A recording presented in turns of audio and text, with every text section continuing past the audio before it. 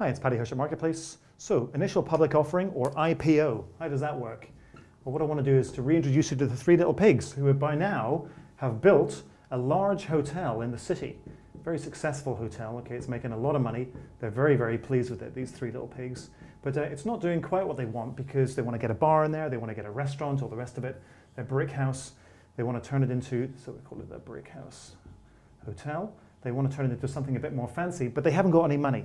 So they've got a couple of choices. They could borrow the money, but that doesn't really work for them. So they decide, well, why don't we sell shares in our business? So what they decide to do is they decide to say, well, let's choose a number and we'll sell half of those shares. So they say, let's divide this business into two, and we'll say that, you know, the whole thing is worth 1.2 million shares. So if we divide this into 600 shares, half of it, the shares go to us, so we get 200,000 each, and we'll sell the other half of the shares to the public. But they have no idea how to sell shares to the public, right? I mean, they don't know how to price those shares, and who's going to buy shares from a pig walking around going, buy a share in my hotel on the street? So they can't do it. They need help. And they get that help from an investment banker, Mr. Pig. Here he is. He's an exceptionally wealthy and competent investment banker, a bit of a grouch, but he really knows what he's doing. And he's particularly good because he's got lots and lots of contacts along Wall Street. All these banks and investment funds and pension funds, all these institutions who buy lots and lots of shares, buy and sell lots of shares all the time. The reason they go to him is because he knows who to talk to find out, to speak to on the phone, to find out how much you should charge for your shares and how many people are going to buy them. All right, so Mr. Pig, the investment banker, is going to be doing all the work here. So he says, okay, I'll take your 600,000 shares, I'll call around, and we'll set a date. A couple of days later, he calls back. He goes, I've called everybody, and I've realized I can sell the whole lot of your 600,000 shares. I can sell them on the 14th of February in an initial public offering, the first time they're going to be sold to the public, for $1 a share. Okay, how do you like that? $1 a share. And the pig's like, yeah, this is great. We're going to get $600,000.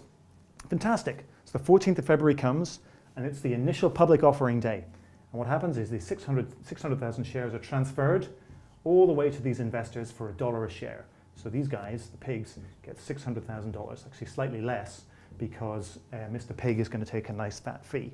Okay, so this is great. This is called the primary market, okay, because this is the first time, the IPO, this primary market, it's the first time that these shares have sold.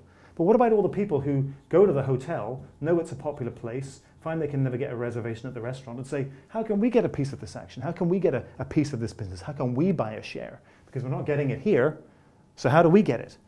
The way we get it is by going to the exchange that these shares are traded on. Because as soon as these guys, the institutions, get these shares, they're going to want to sell them on in what's called the secondary market. Okay? So what they do is they take these $1 shares that they've got and they put them on the New York Stock Exchange, they list them on the exchange, and what they're hoping is that we're going to see this IPO pop where a $1 share goes all the way to $5 or higher, and of course they make the money many times over.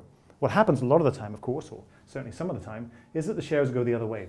They go through the floor, and instead of costing $1, they cost 50 cents. This is great news for these investors who are buying at 50 cents, but of course it's not so good for these investors, and it's not so good for us a lot of the time because, once again, these are pension funds and investment funds who are buying shares on our behalf. So when a share does go down instead of going up, it leaves them, and a lot of the time us, very badly, needing a drink.